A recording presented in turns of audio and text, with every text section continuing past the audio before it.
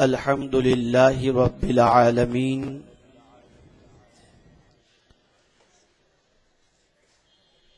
والعاقبۃ للمتقین والصلاة والسلام علی سید الانبیاء والمرسلین وعلی آلہ واصحابہ الطیبین الطاہرین اما بعد فاعوذ باللہ من الشیطان الرجیم بسم اللہ الرحمن الرحیم الاخلاء یومئذ بعضهم لبعض عدو الا المتقین صدق اللہ العظیم۔ منبر رسول پر جلوگر علماء ذوی احترام و حاضرین و حاضرات بزم، السلام علیکم ورحمۃ اللہ وبرکاتہ۔ میرے پیارے آقا صلی اللہ تعالی علیہ وسلم کے پیارے دیوانوں، جس آیہ کریمہ کی تلاوت کا میں نے شرف حاصل کیا، اس سے متعلق کچھ معروضات پیش کرنے سے پہلے بارگاہ رسالت مآب صلی اللہ تعالی علیہ وسلم میں جس طریقے سے میں پڑھاؤں، اسی طریقے سے عقیدت و محبت میں ڈوب کر تحفہ درود و سلام پیش کرنے کی سعادت حاصل کریں۔ الصلاة والسلام علیک یا رسول اللہ، الصلاة والسلام علیک یا رسول اللہ، الصلاة والسلام علیک یا حبیب اللہ، الصلاة والسلام علیک یا حبیب اللہ، الصلاة والسلام علیک یا نبی اللہ، الصلاة والسلام علیک یا نبی اللہ، الصلاة والسلام علیک یا نور اللہ، الصلاة والسلام علیک یا نور اللہ، وعلی آلک و اصحابک یا حبیب اللہ، وعلی آلک و اصحابک یا حبیب اللہ، صلی اللہ تعالی علیہ وسلم۔ صلی اللہ تعالی علیہ وسلم۔ اس نشانی کے جو سگ ہیں نہیں مارے جاتے، سبحان اللہ۔ اس نشانی کے جو سگ ہیں نہیں مارے جاتے، حشر تک میرے گلے میں رہے پٹا تیرا، تیری سرکار میں لاتا ہے رضا اس کو شفیع، جو میرا غوث ہے اور لاڈلا بیٹا تیرا۔ سبحان اللہ۔ میرے پیارے آقا صلی اللہ تعالی علیہ وسلم کے پیارے دیوانوں، ممبرا کی سرزمین پر ہر سال مدرسہ انوار طیبہ کی جانب سے منعقد ہونے والے جلسے میں مجھے اور آپ کو شرکت کی سعادت نصیب ہوتی ہے۔ اللہ رب العزت جل جلالہ حافظ سکندر صاحب، ان کے رفقا، معاونین، سب کو علم و عمل کی لازوال دولت سے مزید مالا مال فرمائے اور ان کی کاوشوں کو اپنی بارگاہ کے اندر قبول فرمائے۔ میرے پیارے آقا صلی اللہ تعالی علیہ وسلم کے پیارے دیوانوں، یہ جلسہ در حقیقت سیدنا غوث پاک رضی اللہ تعالیٰ عنہ سے وابستگی کا اظہار ہے۔ ان کی عقیدتوں کا جو چراغ سینے میں روشن ہے، اسی کے اظہار کے لیے، اسی محبت کو انسانوں کے سامنے پہنچانے کے لیے، اور سیدنا غوث پاک رضی اللہ تعالیٰ عنہ کی عظمت کو اور آپ کے مرتبے کو اور آپ کی تعلیمات کو دنیا کے انسانوں تک پہنچانے کے لیے یہ بزم منعقد کی گئی ہے۔ اللہ رب العزت جل جلالہ سیدنا غوث پاک رضی اللہ تعالیٰ عنہ کے فیضان کرم سے ہم سب کو مالا مال فرمائے۔ آمین۔ یقیناً آپ میں جتنے بھی ذی شعور حضرات ہوں گے وہ اس وقت کے حالات سے بالکل باخبر ہوں گے. صرف ملکی حالات ہی نہیں، علاقائی حالات ہی نہیں، عالمی حالات کو بھی اس وقت اپنی نگاہوں سے دیکھ بھی رہے ہوں گے اور مسلمانوں کی زبوں حالی کو محسوس بھی کر رہے ہوں گے. اس وقت ہم کہاں کھڑے ہیں، ہماری سچویشن کیا ہے، ہمارا مقام کیا ہے، سوسائٹی میں ہماری پوزیشن کیا ہے، اور ہماری پہچان اور شناخت کس اعتبار سے ہو رہی ہے، یہ ہمیں اپنوں سے نہیں غیروں سے پوچھنے کی ضرورت ہے کہ غیر کس اینگل سے ہمیں دیکھ رہے ہیں اور ہمارے بارے میں ان کے نظریات کیا ہیں، ان کے اوپینین کیا ہیں اور ان کے احساسات کیا ہیں. میرے پیارے آقا صلی اللہ تعالی علیہ وسلم کے پیارے دیوانوں، اور ہمارا حال یہ ہے کہ خوش فہمی کے ایسے شکار ہیں، بلکہ عالم اگر یہ کہوں تو غلط نہ ہوگا کہ ایسا عالم ہو چکا ہے کہ بالکل احساس سے عاری قوم کی حیثیت سے اور غفلت کی نیند کے اندر اس طریقے سے ڈوبے ہوئے ہیں کہ نہ مستقبل کی تباہی نظر آ رہی ہے، نہ مستقبل کے اغیار کے منصوبے نظر آ رہے ہیں، اور نہ ہمارے اندر قوت جد و جہد کے حوالے سے کوئی جذبہ نظر آ رہا ہے. میرے پیارے آقا صلی اللہ تعالی علیہ وسلم کے پیارے دیوانوں، جس قوم کے سامنے کامیابی اور کامرانی کا منصوبہ ہو، وہ قوم اپنے اوقات کو ضائع نہیں کیا کرتی. وہ قوم جہالت کی وادیوں میں بھٹکنے کے لیے اپنی راتوں کو ضائع اور اپنے ٹائم کو ضائع نہیں کیا کرتی. لیکن آج ہم دیکھ رہے ہیں ہماری قوم کا حال، ہمارے نوجوانوں کا حال، ہمارے معاشرے کا حال، ہماری سوسائٹی کا حال. آئیے میں آپ کو بتاؤں یہ زوال، یہ پستی، یہ تباہی کیوں ہمیں نصیب ہوئی، اور ہر آنے والا دن ہمارے لیے پریشانیوں سے بھرا ہوا ہوتا ہے، مصیبتوں کا ہوتا ہے، غربت و افلاس کا ہوتا ہے، جہالت کا ہوتا ہے، تنگی کا ہوتا ہے، پریشانیوں کا ہوتا ہے، آلام و مصائب کا ہوتا ہے. ایسا لگتا ہے کہ ہر آنے والا دن ہمارے لیے سخت ترین امتحان کا دن ہے، اور ہر ایک کو اس امتحان سے گزرنے کی گویا ایک دعوت ہمیں مل رہی ہو. میرے پیارے آقا صلی اللہ علیہ وسلم کے پیارے دیوانوں، ہم ٹھوکر کہاں کھائے، ہماری غلطی کہاں ہوئی، وہ کون سی غفلت کے شکار ہم ہوئے جس کی بنیاد پر آج ہماری یہ پوزیشن ہے. تو آئیے میرے پیارے آقا صلی اللہ علیہ وسلم کے پیارے دیوانوں، میں تھوڑی سی اس کی طرف روشنی ڈالوں اور اس کے بعد عظمت سیدنا غوث الثقلین قطب ربانی محبوب حقانی میرا شاہ شیخ سیدنا سید عبد القادر جیلانی رضی اللہ تعالیٰ عنہ آپ کے سامنے پیش کروں. لیکن یہ بات اچھی طریقے سے ذہن میں رکھیں کہ آسمان خطابت کا قمر جلوہ گر ہو چکا ہے. تھوڑی ہی دیر کے بعد وہ عظیم خطیب جن کے خطاب کو سننے کے بعد نہ جانے کتنے خطیب بنے اور جن کے خطاب نے نہ جانے کتنے تاریک دلوں کو منور و مجلہ کیا، وہ حضور مفکر اسلام تھوڑی دیر میں تشریف لائیں گے اور انشاءاللہ العظیم اپنے ولولہ انگیز اور فکر انگیز خطاب سے ہم سب کے قلوب کو مزین و منور فرمائیں گے.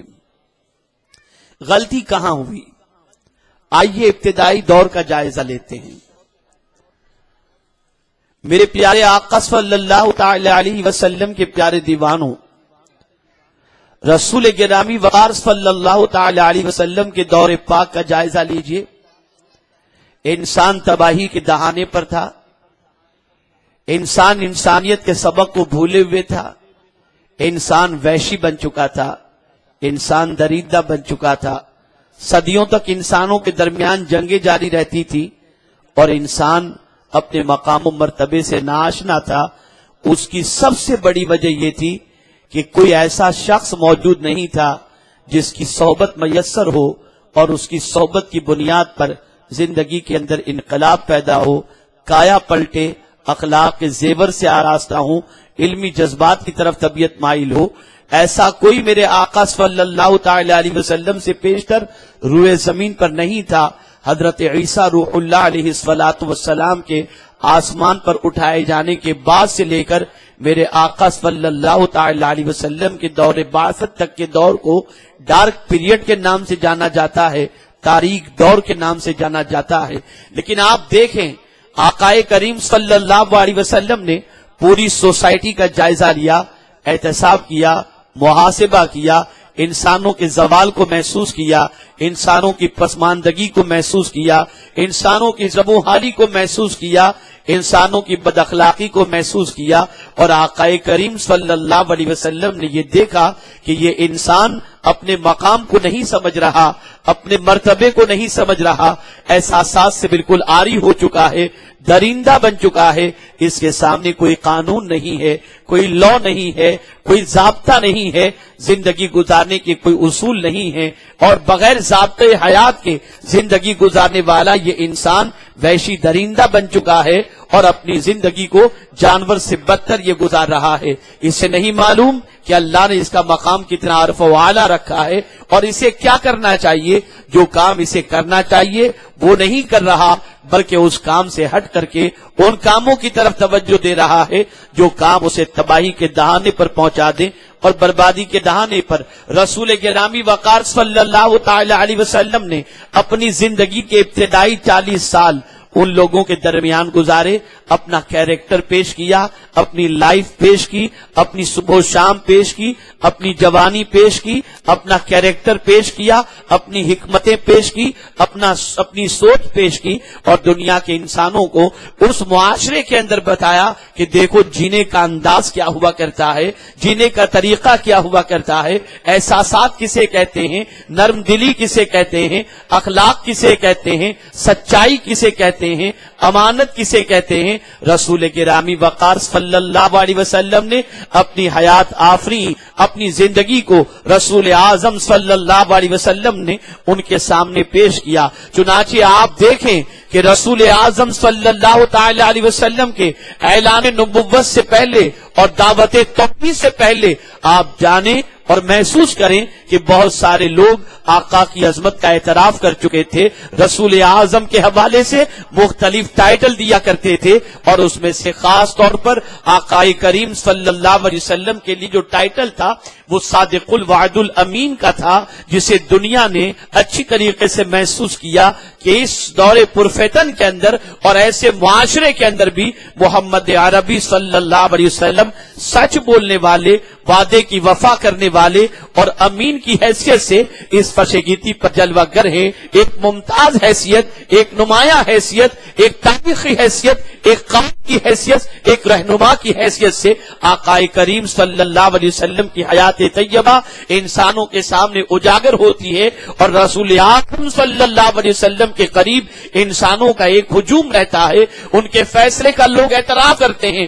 آپ اندازہ لگائیں رسول اعظم صلی اللہ علیہ وسلم نے اپنے کردار سے، اپنے اخلاق سے، اپنے اعمال سے، اپنی حکمت سے ایک معاشرے کی تشکیل کا بیڑا اٹھایا، اور جب میرے کریم جل جلالہ نے کریم صلی اللہ علیہ وسلم کو دعوت توحید پیش کرنے کا حکم دیا تو مصطفیٰ جان رحمت صلی اللہ علیہ وسلم نے سب سے پہلے اپنی پرسنالٹی کے حوالے سے انسانوں کا اوپینین لیا اور انسانوں سے سوال پوچھا. آقا کریم صلی اللہ علیہ وسلم کوہ صفا پر کھڑے ہوئے اور اس کے بعد رسول اعظم صلی اللہ علیہ وسلم نے اللہ کی طرف بلانے سے پہلے قوم سے ایک کوشچن کیا، رفقائے قریش سے کوشچن کیا، کفار قریش سے کوشچن کیا، اور وہ سوال یہ تھا کہ اگر میں کہوں کہ پہاڑ کی اس جانب سے کوئی لشکر تو پر حملہ آور ہونے والا ہے تو تمہارا اس سلسلے میں کیا خیال ہے؟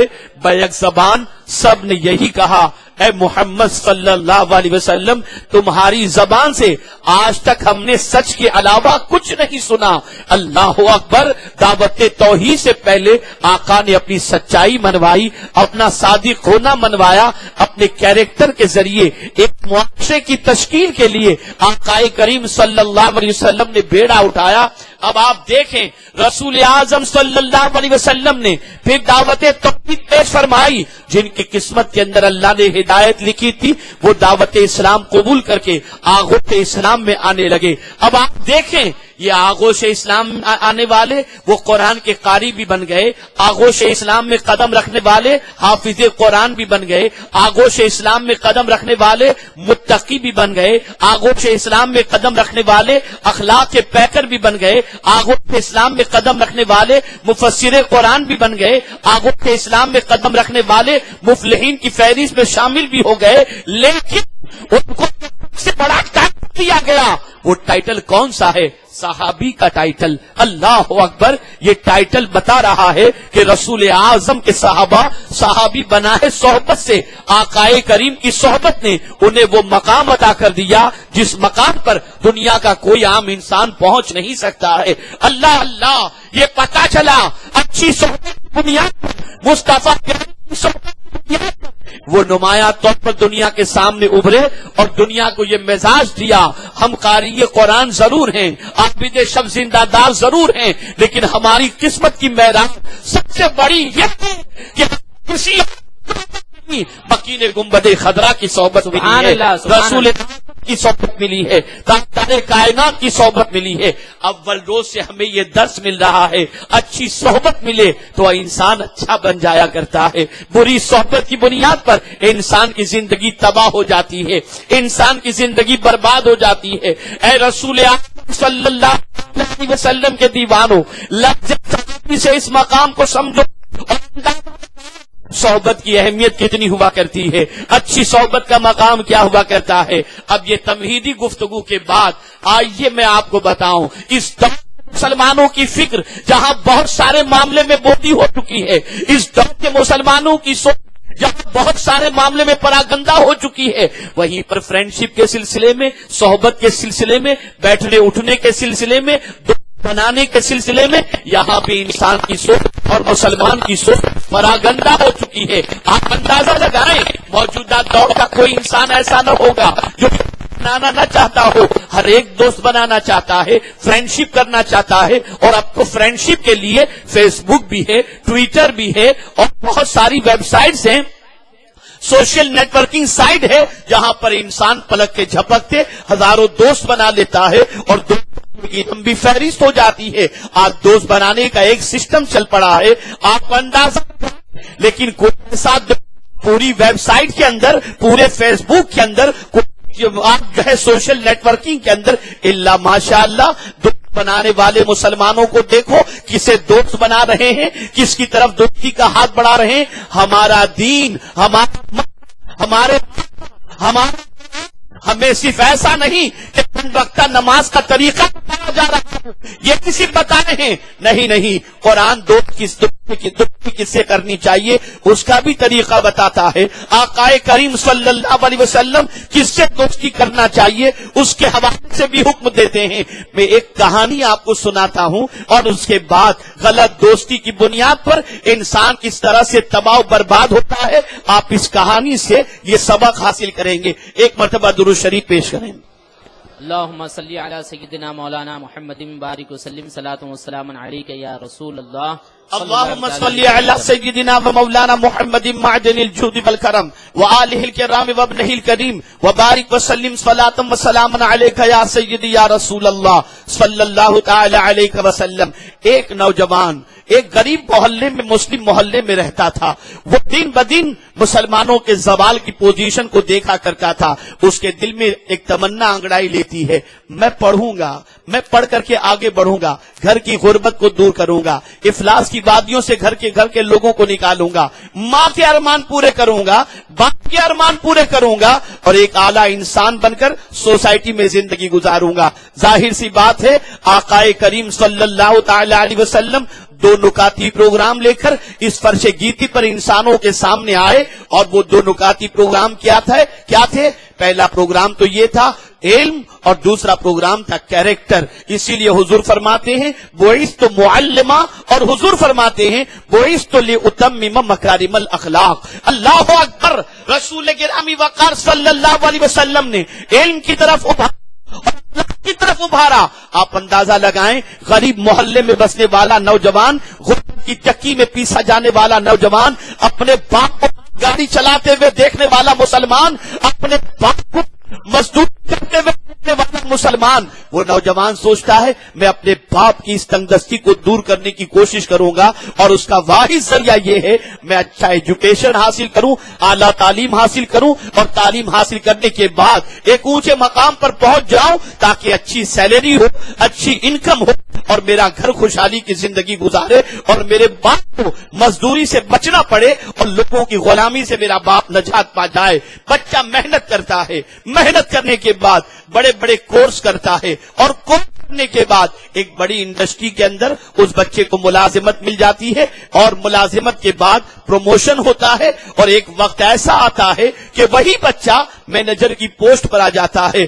آپ ذرا سوچو، جس وقت وہ مینیجر کی پوسٹ پر آیا اس کی سیلری بہت اچھی ہو گئی، خوشحالی کی زندگی گزار رہا ہے، ماں خوش ہے، شادی ہو چکی ہے، ہر سال بچہ اپنے باپ سے کہتا ہے ابا اس سال کہاں تفریح کے لیے لے کے جاؤ گے؟ باپ کہتا ہے فکر نہ کرو بیٹا، جہاں کہو گے ویکیشن میں تمہیں چھٹیوں کے لیے لے کر کے جاؤں گا۔ بیوی جب مر کے جاتی ہے نئے لباس پہن کر کے جاتی ہے، شوہر خوش کر چکا ہے، ماں خوش ہے، باپ خوش ہے، بیوی خوش ہے، بچہ خوش ہے، ہر کوئی خوشی کی زندگی گزار رہے ہیں۔ ایک روز اچانک اسی فیکٹری کے اندر کام کرنے والے دو نوجوان اس کے دوست اس کے ساتھ کھانے میں شریک ہوتے ہیں، اور دوران گفتگو ایک دوست نے اپنے دوست سے کہا کہ دیکھو یہ بچہ، یہ ساتھی اپنا بڑا عجیب ہے، صوفی مزاج آدمی ہے، بڑا عجیب آدمی ہے، اس کے اندر کوئی خواہش نہیں ہے، اس کے اندر کوئی جذبہ نہیں ہے، اس کے اندر شوق کا کوئی مزاج نہیں ہے، اس کے اندر عیش پرستی کا کوئی خیال نہیں ہے،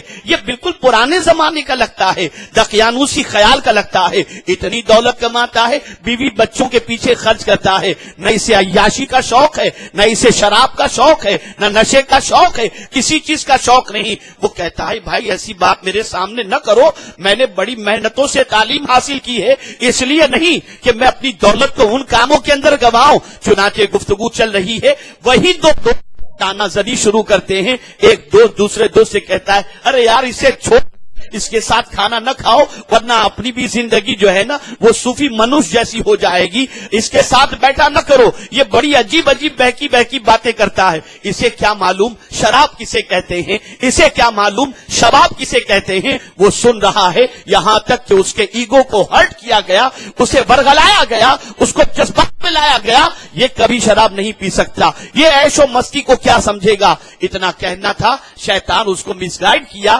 اور وہ نوجوان جو سیدھے راستے پر چلتا تھا اس نے بردستہ اپنے دونوں جگری دوستوں سے کہا عجیب بات کر رہے ہو، کیا میں مرد نہیں ہوں، میں سب کر سکتا ہوں؟ تو بولے پھر ہو جائے، آج رات کو پارٹی رکھتے ہیں۔ گئے پارٹی میں، اور پارٹی میں جانے کے بعد اس نے 2 پیک شراب کے لیے، اور لینے کے بعد اس کی طبیعت میں ایک عجیب کیفیت پیدا ہوئی، چنانچہ اب روز رات اس کی عادت بن چکی شراب پینے کی، کمائی زیادہ تھی، خرچ ہو رہا تھا، احساس نہیں ہو رہا تھا، یہاں تک کہ شراب کے نشے کے اندر وہ دھت ہونے لگا، اس کی راتیں اس میں گزرنے لگی۔ اب جاب میں جانے کے اندر سستی، تعلیم جاب میں جانے کے لیے سستی، ملازمت میں جانے کے لیے سستی، چند دنوں تک اس کی زندگی ایسی ہی گزرتی رہی۔ اب معاملہ یہ ہے کہ باس جو ہے جو کام اسے سونپتا تھا اس کام کے اندر کافی کمزوریاں واقع ہونے لگی۔ ایک دن ایک نہایت ہی اہم کام باس نے اسے سونپا، وہ کام اس نے انجام نہ دیا، جس کی وجہ سے بڑا کانٹریکٹ جو ملنا تھا وہ نہ مل سکا۔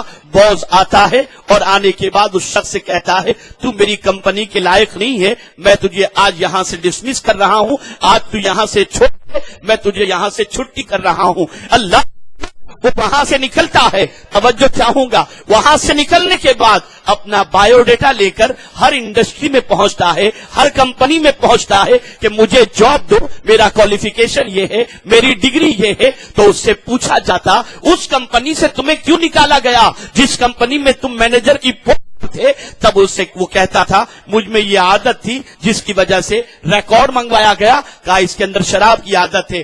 ڈگری ہونے کے بعد بڑی کمپنیوں نے ایکسپٹ نہ کیا، اس کی پوزیشن یہ ہوئی وہ مزدوری کے لیے عام ملازم کی حیثیت سے پھر اپنی زندگی گزارنے پر مجبور ہوا. لیکن شراب کے نشے کی عادت اتنی بڑھ چکی تھی کہ بیوی کے لیے جو زیور بنائے تھے وہ بھی بک چکے، ماں کے لیے جو زیور بنائے تھے وہ بھی بک چکے. اب بچے اپنے باپ کو کہیں تفریح کے لیے لے جانے کی گزارش نہیں کرتے، بلکہ بچوں کی پوزیشن یہ ہے کہ باپ کی حالت کو دیکھ کر اپنے آپ کا باپ کہنے کے لیے وہ زندگی محسوس کرتے ہیں.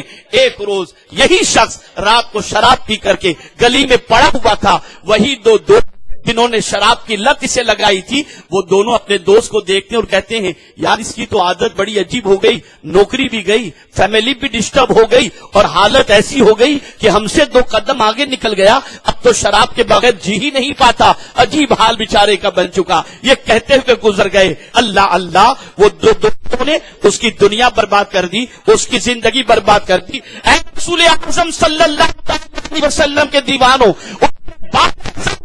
کہ چند مسلمان اس کے قریب سے گزرے، اس کو دیکھنے کے بعد بڑا افسوس ہوا، اسے اٹھایا اور کہا ذرا تو دیکھ تیری حالت تو نے کیا بنا رکھی ہے، تو وہی تو ہے کہ سوسائٹی کا تو معزز کہلاتا تھا، تو وہی تو ہے کہ جب مسجد میں پہنچ جاتا تھا تو جو احترام کی نگاہوں سے دیکھتے تھے، آج تو ماں کی نظر سے گر گیا، آج تو بچوں کی نظر سے گر گیا، آج تو بیوی کی نظر سے گر گیا، آج تیرے سوسائٹی کی نظر سے گر گیا.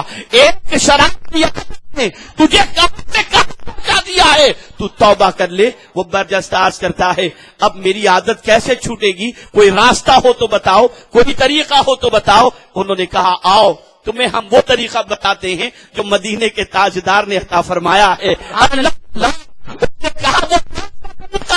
کہا سنو، شراب کی حرمت کے حکم کے نزول سے پہلے سچویشن یہ تھی کہ مدینے کے اندر بہت سارے لوگ شراب پیتے تھے، لیکن جب شراب کی حرمت کا حکم نازل ہوا تو رسول اعظم صلی اللہ علیہ وسلم کے جانب مدینے کی گلی کے اندر اعلان کر دیا آپ نے شراب رسول اعظم نے حرام قرار دی ہے. سب نے شراب کی مٹکے توڑ دیے، منہ میں جو شراب تھی اسے اگل دی. آخر جانتے ہو یہ کیوں ہوا، کیسے ہوا؟ کہا بتاؤ یہ عادت کیسے چھوٹی، جو پانی کی طرح شراب پیتے تھے وہ حکم سننے کے بعد شراب کیسے چھوڑ.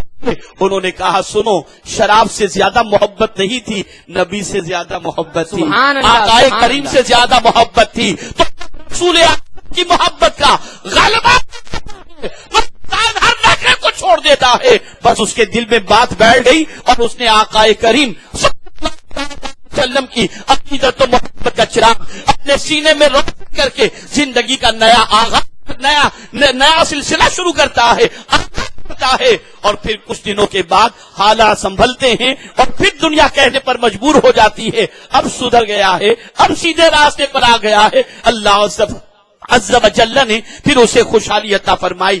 یہ اس ایک کہانی کے اندر میں آپ کو یہ بتانا چاہوں گا، ایک معزز انسان پر اپنا سب کچھ گما بیٹھا. پتا چلا ایک اچھے انسان کی صحبت کی بنیاد پر انسان میں اچھائیاں پیدا ہو جاتی ہیں اور دوستوں کی غلط سنگت کی بنیاد پر یہ برائیاں پیدا ہوتی ہیں. اگر کالج اور یونیورسٹی اور ہائی اسکول کے اسٹوڈنٹس اس وقت میری نظر کے سامنے ہوں تو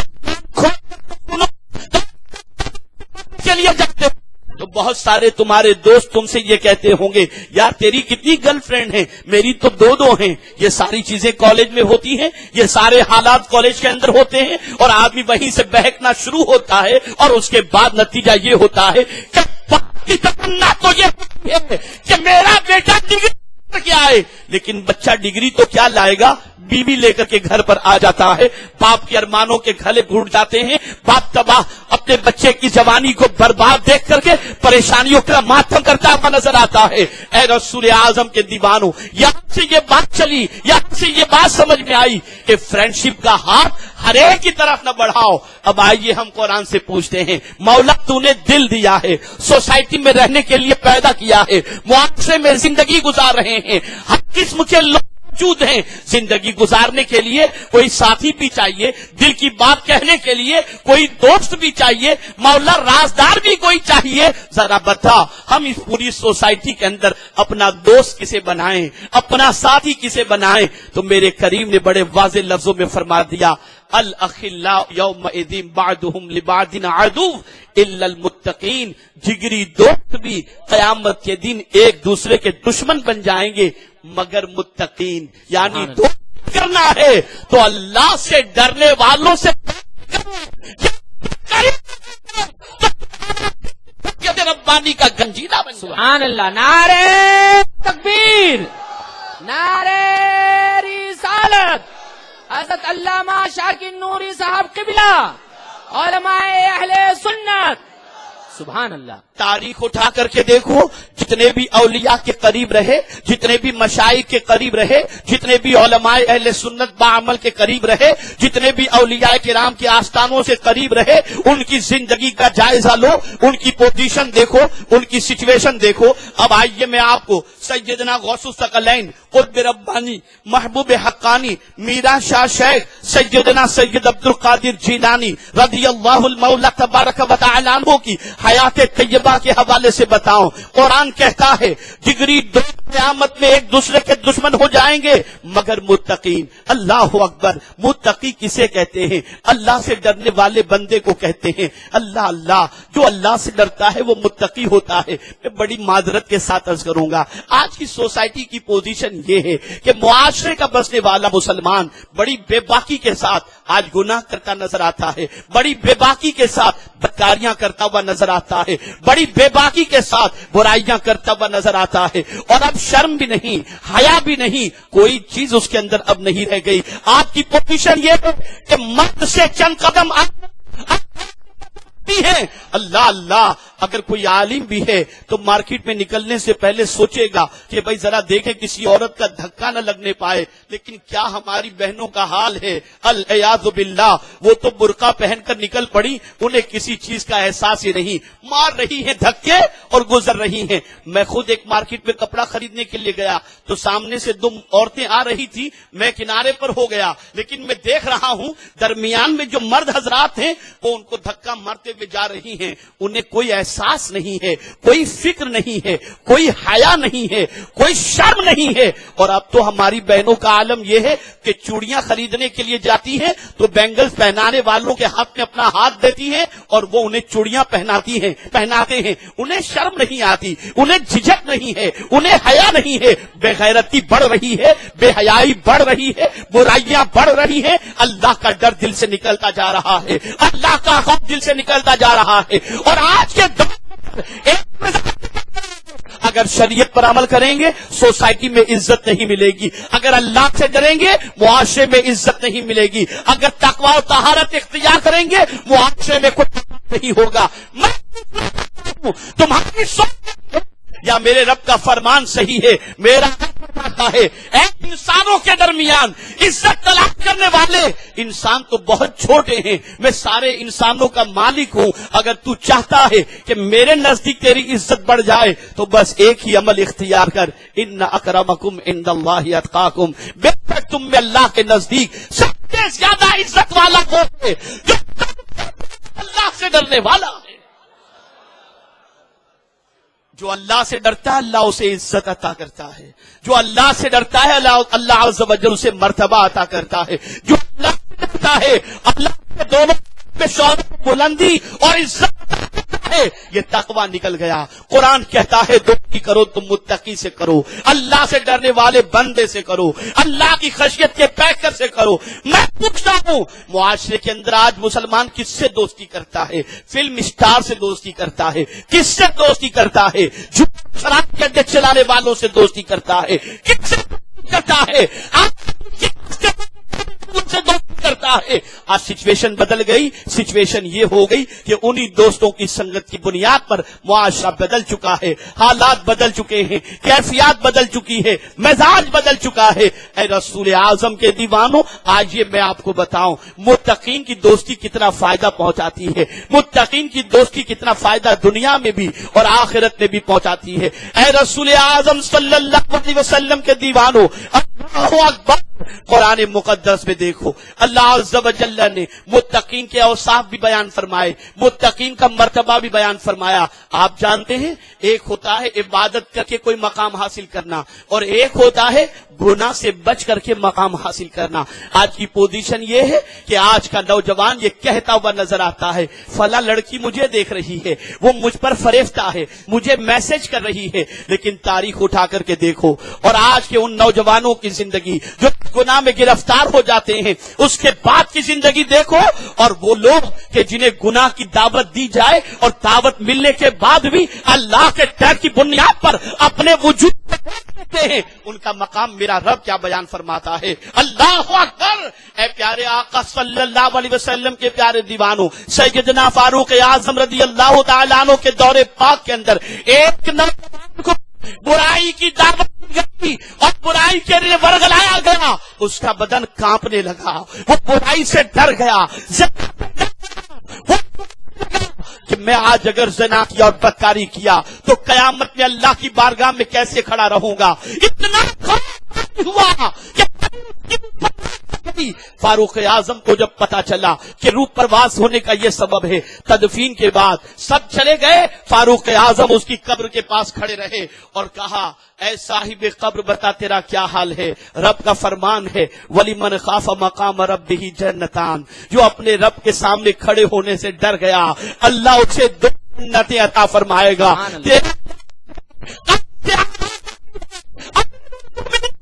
اس گناہ سے بچنے میں میرے رب نے مجھے 2 جنتوں کی بشارت عطا فرمائی. سبحان اللہ, سبحان اللہ.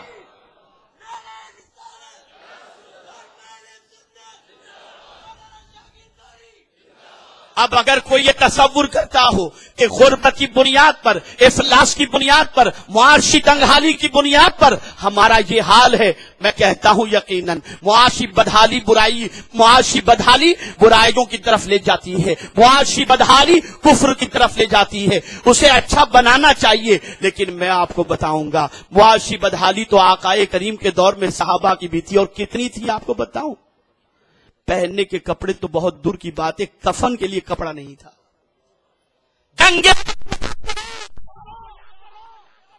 سیدنا رضی اللہ تعالیٰ عنہ اور حضرت مصعب ابن عمیر رضی اللہ تعالیٰ عنہ اور حضرت عبداللہ ابن جحش رضی اللہ تعالیٰ عنہ, جانتے ہیں آپ جب سرکار کی پھوپھی کفن لے کر کے آئیں, چادر لے کر کے آئیں, ایک چادر لے کر کے آئیں, سید الشہداء کا شہید ہو چکے تھے,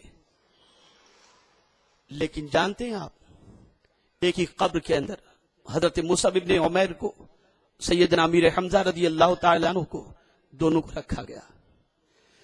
چادر کی پوزیشن ایسی تھی کہ اگر ڈھکا جاتا تھا, سر سے ڈھکا جاتا تھا تو پیر کھلے رہتے تھے, اور پیر سے ڈھکا جاتا تھا تو سر کھلا رہتا تھا.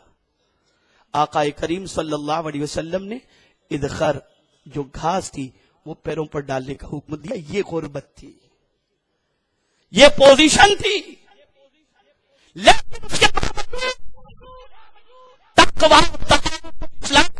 قدمی کی بنیاد ایوان باطل میں انہوں نے زلزلہ کیا تھا کہ ان کے پاس قانون حیات کی عظیم کتاب قرآن مقدس موجود تھی, رسول اعظم کی محبت اور نظام مصطفیٰ موجود تھا. تقوی بہت عظیم سرمایہ ہے, تقوی عظیم دولت ہے.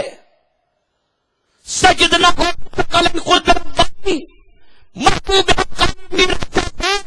سیدنا سید عبد القادر جیلانی رضی اللہ تعالیٰ عنہ کی شان اعلی حضرت عظیم البرکت, اسی لیے کہتے ہیں غوث اعظم امام التقا والنقا, جلوے شان قدرت پہ لاکھوں سلام. کیسا تقوی, کیسی پرہیزگاری. ابھی شریعت کے احکام ان پر, ابھی تو فرش گیتی پر قدم رکھے ہوئے 1 دن ہی ہوا تھا, اور صبح صادق سے لے کر غروب آفتاب تک ماں کا دودھ بھی نہیں پی رہے ہیں. ابھی حکم جاری نہیں ہوا,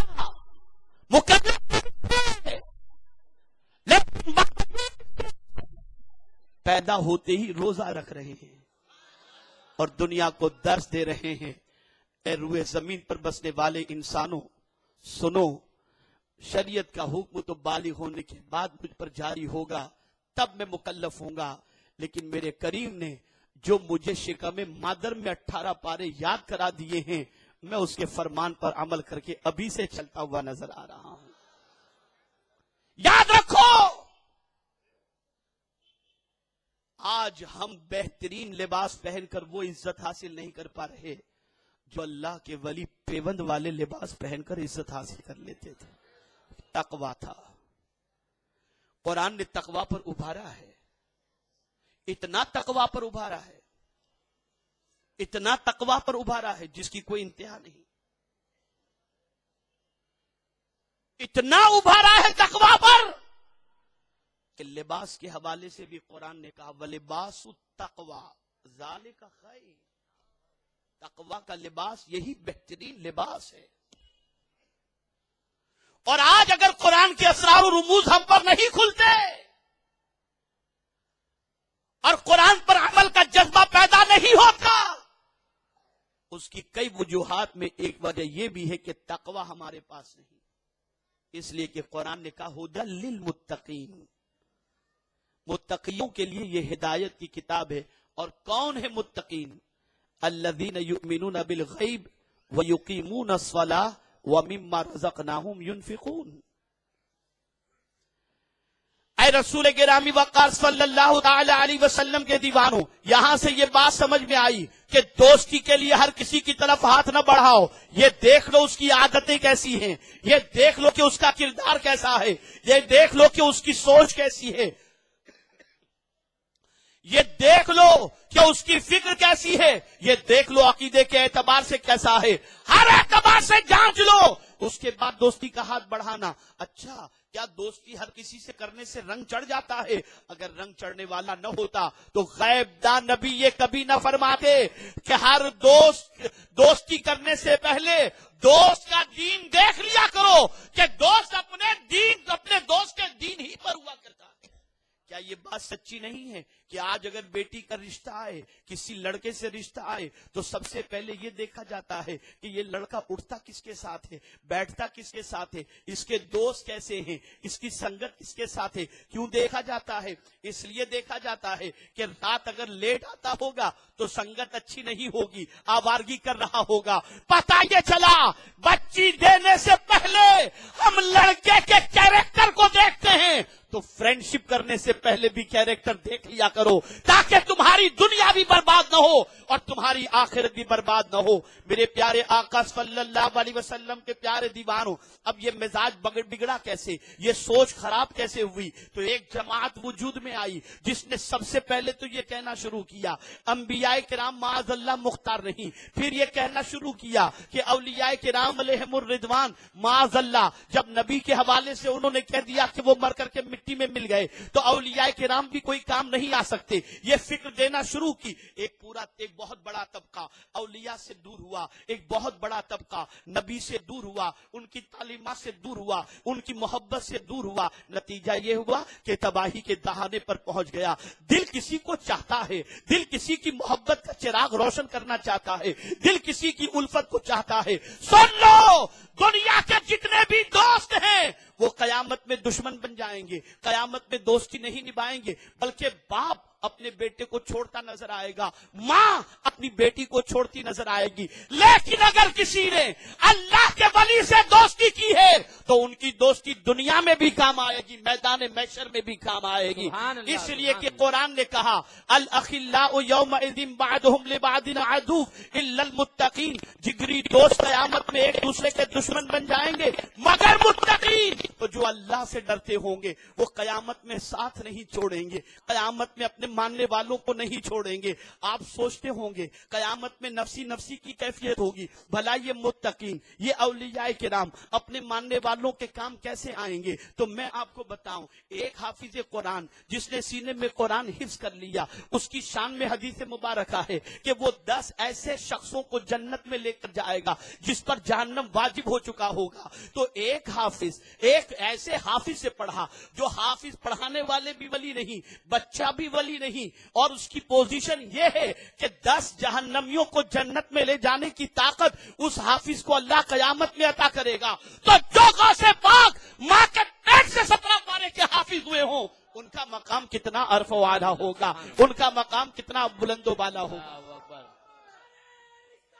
یا رسول اللہ زندہ آباد، اللہ اکبر۔ میرے پیارے آقا صلی اللہ تعالی علیہ وسلم کے پیارے دیوانوں، اب آئیے میں قرآن کی روشنی میں سمجھا دوں تاکہ شک اور شبہ ہو تو دور ہو جائے، ڈاؤٹ کلیئر ہو جائے۔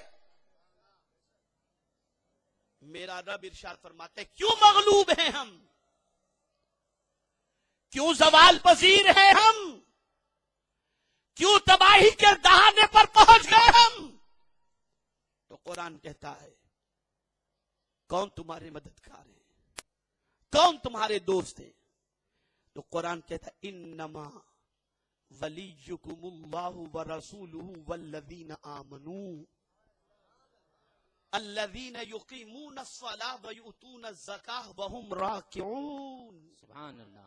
علماء بیٹھے ہیں، انما حصر کے لیے آتا ہے، اللہ اس کے رسول اور ایمان والے ہی تمہارے دوست اور مددگار ہیں۔ سبحان اللہ۔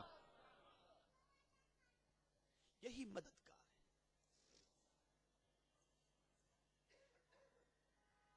اور اگر کوئی ان سے دوستی کر لے، ان سے تعلق استوار کر لے، تو قرآن کہتا ہے وَمَن يَتَوَلَّ اللَّهَ وَرَسُولَهُ وَالَّذِينَ آمَنُوا فَإِنَّ حِزْبَ اللَّهِ هُمُ الْغَالِبُونَ۔ جس نے اللہ اور اس کے رسول اور ایمان والے سے دوستی کی، بے شک یہ اللہ کا گروہ ہے اور یہی غالب ہوگا، یہی کامیاب ہوگا۔ آپ ذرا سوچو، اندازہ لگاؤ، جس ہندوستان کی سرزمین پر عطائے رسول کو اللہ کے رسول صلی اللہ علیہ وسلم نے ہند کی بادشاہت دے کر کے بھیجا، بادشاہت حضور نے دے دی تھی، بھیجا حضور نے تھا، سید الانبیاء نے بھیجا، لیکن آتے ہوئے میرے خواجہ نے بتا دیا کہ اللہ کی محبت تو میرے دل میں ہے، رسول کی محبت بھی میرے دل میں ہے، اولیاء کی محبت بھی میرے دل میں ہے، لیکن دنیا کو بتا دوں کہ ولی زمین کے اوپر ہوتے ہیں تب بھی کام آتے ہیں، اندر ہوتے ہیں تب بھی کام آتے ہیں۔ سبحان اللہ، سبحان اللہ۔ تو میرے خواجہ داتا گنج بخش کی بارگاہ میں 40 روز تک بیٹھتے ہیں۔ یا خواجہ کیا ضرورت تھی آپ کو بیٹھنے کی؟ آپ کی شان تو یہ ہے کہ آقا کریم صلی اللہ علیہ وسلم نے ہندوستان کی بادشاہت آپ کو عطا فرما دی، پھر کیوں بیٹھ رہے ہیں؟ تو جواب ملے گا جب میری سیرت پڑھنے والے میرے غلام، میرے ہاتھوں پر کلمہ پڑھنے والے مسلمان جب میری لائف پڑھیں گے تو پتہ چلے گا کہ میں 40 روز یہاں سے بیٹھ کر کے فیض حاصل کیا ہوں۔ اس سے پتہ چلا کہ قبر میں لیٹے ہوئے اللہ کے ولی مدد فرماتے ہیں، زمین کے اوپر والوں کی مدد فرماتے ہیں، اللہ نے ان کو یہ اختیار عطا فرمایا۔ سبحان اللہ، سبحان اللہ۔ نعرہ تکبیر، نعرہ رسالت، حضور معین ملت، حضور مفکر اسلام، علماء اہل سنت، نعرہ تکبیر، نعرہ رسالت، تاجدار بغداد کانفرنس، علماء اہل سنت، صاحبزادہ حضور شہید راہ مدینہ، جانشین حضور مخدوم اشرف، حضور مفکر اسلام، نعرہ تکبیر، نعرہ رسالت، علماء اہل سنت، حضور مفکر اسلام، حضور معین ملت، نعرہ تکبیر، نعرہ رسالت۔ سبحان اللہ، ماشاء اللہ۔ ہمارے اور آپ کے درمیان صاحبزادہ حضور شہید راہ مدینہ حضرت علامہ مولانا سید شاہ معین الدین اشرف علیہ الشیخ الجیلانی اور مفکر اسلام حضرت علامہ مولانا قمر الزمان خان اعظمی صاحب قبلہ تشریف لائے ہیں. آپ حضرات اپنی اپنی جگہوں پر تشریف رکھیں. اپنے ماتھے کی نگاہوں سے ایسی بابرکت شخصیات کی زیارت کیجیے اور عقیدت کے لبوں سے بوسہ دیجیے.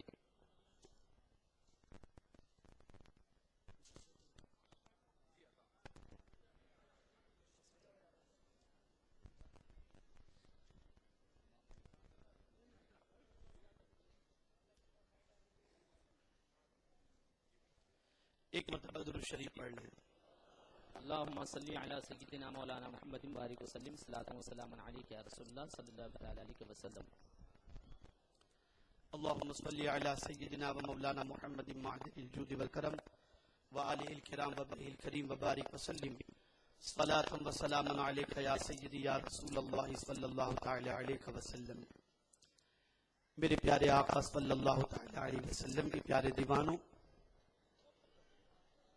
حضور معین المشائخ حضرت علامہ سید معین اشرف صاحب مدد اللہ العالی اور خطیب اعظم حضور مفکر اسلام حضرت علامہ قمر الزمان خان صاحب اعظمی مدد اللہ العالی کرسی پر جلوہ گر ہو چکے ہیں اور آپ ان کے رخ زیبا کی زیارت کر رہے ہیں. اللہ تعالیٰ ان بزرگوں کے سائے کو ہم سب پر سلامت رکھے. بس چند باتیں سماعت فرما لیں، اس کے بعد انشاءاللہ العظیم ایک ولولہ انگیز اور فکر انگیز خطاب اس خطیب سے سنیں گے جن کی خطابت نے نہ جانے کتنوں کو خطیب بنا دیا. میرے پیارے آقا صلی اللہ تعالی علیہ وسلم کے پیارے دیوانہ حضور مفکر اسلام ایک صاحب درد اور ملت کے مسائل کے حوالے سے بھرپور ادراک رکھنے والی ایک عظیم شخصیت کا نام ہے. بے نفس اور آقا کریم صلی اللہ تعالی علیہ وسلم کی وہ عظیم سنت جو سرکار صلی اللہ تعالی علیہ وسلم نے وقت ولادت ہی پوری دنیا کے سامنے جو اپنا انداز پیش کیا تھا، رب حبلی امتی کہہ کر سرکار نے فکر امت کے حوالے سے جو اپنے جذبے کا اظہار کیا تھا، حضور مفکر اسلام اسی سنت پر عمل کرتے ہوئے نجی محفلوں میں یا عوام کے اندر درد امت اور فکر امت پیش کر کے نہ جانے کتنوں کو آقا کریم صلی اللہ تعالی علیہ وسلم کی امت کے لیے محنت و مشقت کرنے پر آمادہ کرتے ہیں. بس اب آخری بات ان کے خطاب سے پہلے قرآن نے کہہ دیا الاخلاء یومئذ بعضهم لبعض عدو الا المتقین. گہرے دوست قیامت میں ایک دوسرے کے دشمن بن جائیں گے مگر متقین. متقین کی شان قیامت میں کیا ہوگی؟ بارگاہ سمدیت میں حاضر ہونے والے ہر کوئی حاضر ہوں گے، سب حاضر ہوں گے، لیکن میرے رب نے متقین کی شان بیان فرمائی کہ وہ جب رب کی طرف جائیں گے، جب رب کی بارگاہ میں وہ حاضر ہوں گے تو ان کی شان یہ ہوگی یوم نحشر المتقین الی الرحمن وفدا.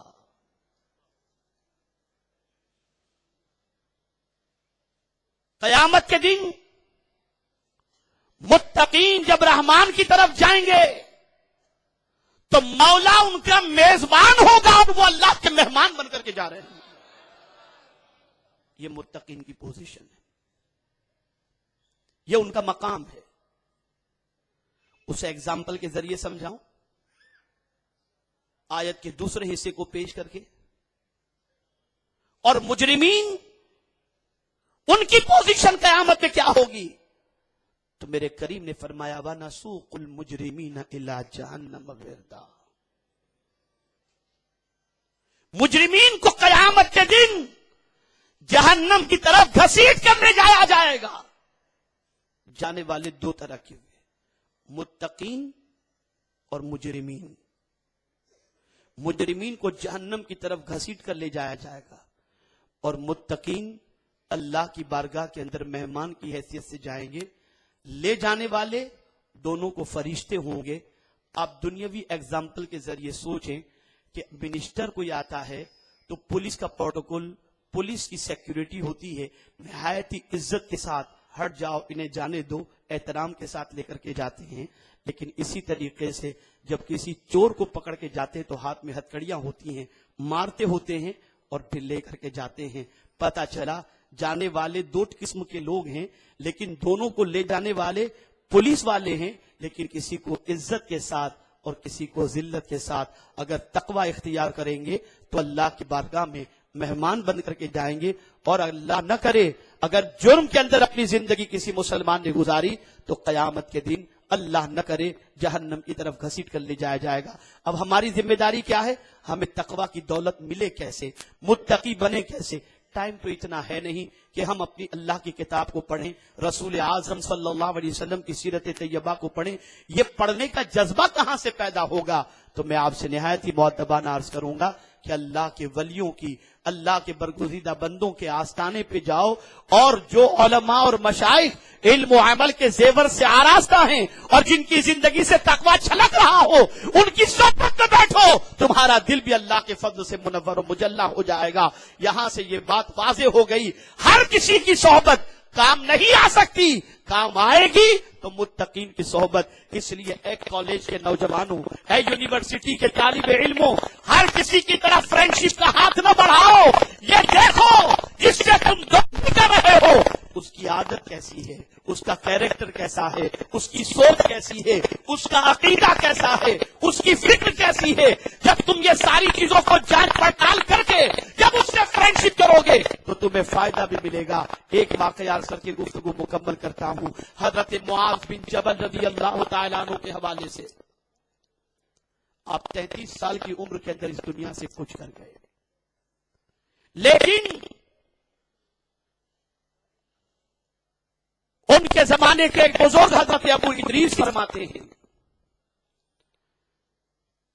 कि मैं जब मस्जिद की तरफ बढ़ा तो मैंने देखा कि एक नौजवान के दांत चमक रहे हैं और हर कोई अपने मसाइल लेकर के उनके पास पहुंच रहा है, और वो है कि चुटकी में सबके मसले हल कर रहे हैं। मेरे दिल के अंदर ख्याल पैदा हुआ कि इनके बारे में जानूं। मैंने लोगों से पूछा ये कौन नौजवान है? लोगों ने बताया तुम्हें नहीं मालूम, ये फकीह आसर, काजी यमन, सहाबी रसूल हजरत मुआज बिन जबल है। उनके दिल में हजरत मुआज बिन जबल रज़ी अल्लाह तआला अन्हु की मोहब्बत पैदा हुई। दूसरे दिन सुबह जब वो मस्जिद में पहुंचे तो हजरत मुआज बिन जबल रज़ी अल्लाह तआला अन्हु पहले से मौजूद थे। सलाम के बाद, अलैहिस्सलाम के बाद हजरत मुआज बिन जबल रज़ी अल्लाह तआला अन्हु से हजरत अबू इदरीस रज़ी अल्लाह तआला अन्हु ने अर्ज किया, हुजूर मुझे आपसे अल्लाह के लिए मोहब्बत हो गई है। उन्होंने फरमाया क्या कहा तुमने? कहा मुझे अल्लाह के लिए आपसे मोहब्बत हो गई है। फिर आपने पूछा क्या कहा तुमने? कहा मुझे अल्लाह के लिए आपसे मोहब्बत हो गई है। आपने कहा मुबारक हो, सुन ले, कल बरोज़े क़यामत नूर के मिंबर लगे होंगे। आकाए करीम सल्लल्लाहु अलैहि वसल्लम ने फरमाया नूर के मिंबर लगे होंगे। अंबिया पूछेंगे ये मिंबर किसके लिए हैं? तो मेरा मौला इरशाद फरमाएगा सुनो, ये मिंबर पर वो लोग बैठेंगे जो किसी से मोहब्बत सिर्फ मेरे लिए कर रहे होंगे। मुबारक हो, मैं भी तुझसे मोहब्बत करता हूं अल्लाह के लिए, और तू भी मुझसे मोहब्बत करता है अल्लाह के लिए। ये दोस्ती इंशाअल्लाह क़यामत में हम दोनों के काम आएगी। ये है दोस्ती का मेयार, ये है दोस्ती का मिजाज। हमने कुरान से ताल्लुक कम कर दिया, रसूल आजम के फरमान से ताल्लुक कम कर दिया, सीरत पढ़ना हमने छोड़ दी, सहाबा की जिंदगी पढ़ना हमने छोड़ दी, गलत संगतों में बैठे आज नस्लों की नस्लें तबाह और बर्बाद होती जा रही हैं। तो आज का मेरा पैगाम आपको बस इतना ही है कि रसूल आजम सल्लल्लाहु अलैहि वसल्लम के सहाबा कारी कुरान भी थे, आबिद शब जिंदादार भी थे, मुजाहिद भी थे, और उनके अंदर कोई कमी न थी। लेकिन सबसे बड़ा टाइटल उनको सहाबी का दिया गया, यानी सबसे बड़े یعنی آقا کریم صلی اللہ علیہ وسلم کی صحبت سے فائدہ اٹھانے والے گویا پہلے دن سے درس مل رہا ہے. کوئی انسان اگر بزرگی کے مرتبے کو پہنچ سکتا ہے تو اچھوں کی صحبت کی بنیاد پر پہنچ سکتا ہے. ہمیں بھی چاہیے کہ ہم اچھوں کی صحبت اختیار کریں. اور حضور مفکر اسلام ہیں, حضور معین المشائخ ہیں اور دیگر علماء اہل سنت ہیں, ان کی صحبت میں بیٹھو تاکہ ان کی صحبت میں بیٹھنے کے بعد دل کی دنیا آباد ہو جائے اور دل کے اندر اللہ کا ڈر اور نبی کی محبت پیدا ہو جائے. اللہ عز و جل سرکار مدینہ صلی اللہ علیہ وسلم کی نالین پاک کے صدقہ و طفیل مجھے آپ کو سب کو قانون الہی اور قانون رسول کی پاسداری کی توفیق عطا فرمائے. وما علینا الا البلاغ المبین. السلام علیکم. رسالت کے پروانوں ہر سنیچر کو بعد نماز عشاء سنی دعوت اسلامی کے عالمی مرکز اسماعیل حبیب مسجد میں سنی اجتماع ہوتا ہے. آپ حضرات پابندی کے ساتھ اس میں شرکت فرمائیں. سنی دعوت اسلامی کی website sunni dawat islami.net پر وزٹ کریں اور بہت ساری دینی معلومات حاصل کریں.